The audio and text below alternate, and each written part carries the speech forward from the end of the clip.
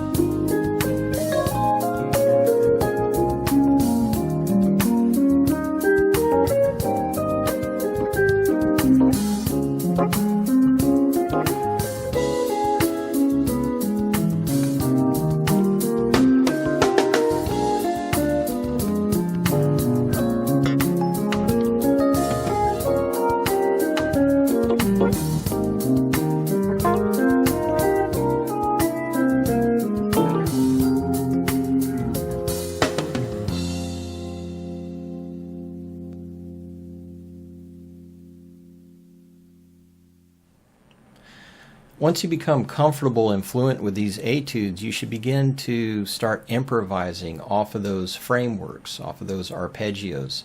Use them as a guide.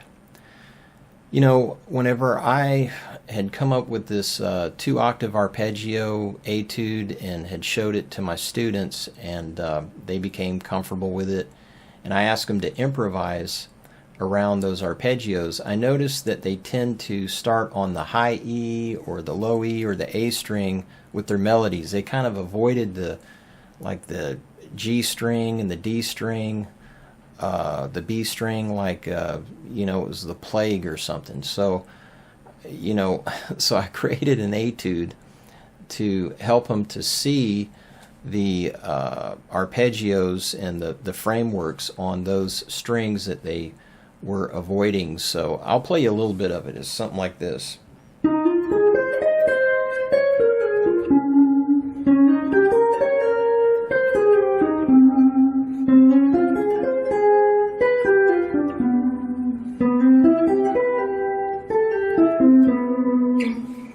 So once I showed them that, that's just a little bit of it, but once I showed them the whole thing and they were practicing that, and then they started to improvise, it just made a world of difference, and they were telling me how much that helped them. And so let's check out that etude.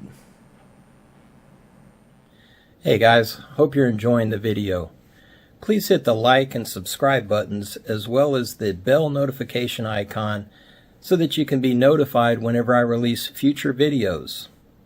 If you like this style of teaching and the content, please consider getting my Ultimate Virtuosity Mega Pack. The Mega Pack includes all my courses for one low price. The link is down in the description below.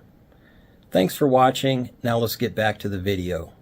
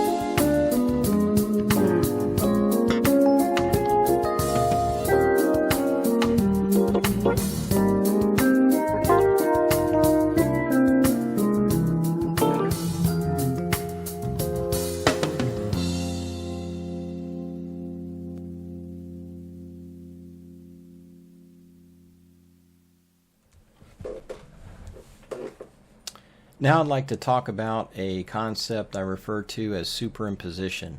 And what that means is just to play a new chord over an existing chord or the original chord. So for example, like if I have a say a C major 7. Okay, well I've got that plotted out here on this neck diagram. So we got C, E, G, B, right? That's the original chord. But what I can do is play an E minor 7. Notice that there's an E minor triad already in this chord. So I can replace that C with a D note here. Okay, so I can play E, G, B, D over that C major 7. That's going to sound like this.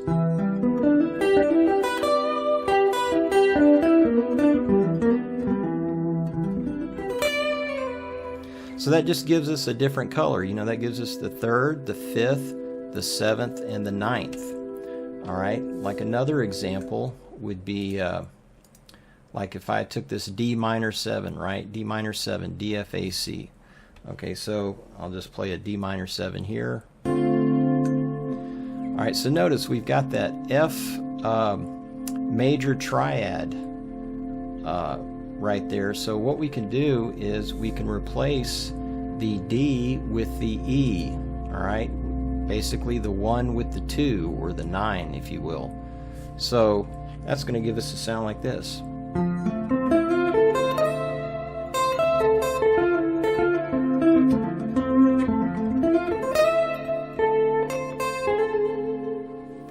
All right, we can keep going with that idea. For instance, if we play an A minor 7, okay, that would give us the 5th, the flat 7, the 9, and the 11, right? A minor 7. So let's hear how that would sound.